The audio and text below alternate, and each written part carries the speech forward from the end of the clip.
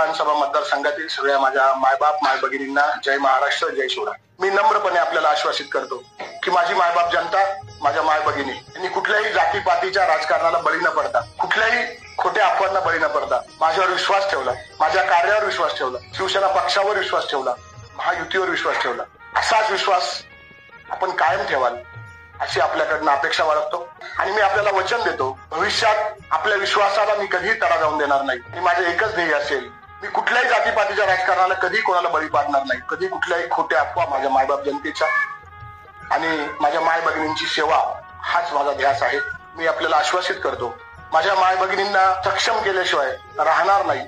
आपल्या ह्या नांदगाव विधानसभा मतदारसंघाचं जे कर्तव्य आहे ते म्हणजे जलसिंचन, प्रत्येकाच्या शेतात, प्रत्येकाच्या मळ्यात पाणी कसं नेता येईल आणि माझ्या शेतकरी बांधवांची शेती कशी सुजलम सुफलम होईल आणि माझे शेतकरी बांधव कसे खुश होतील, हाच माझा नेक्स्ट पुढचा अजेंडा असेल.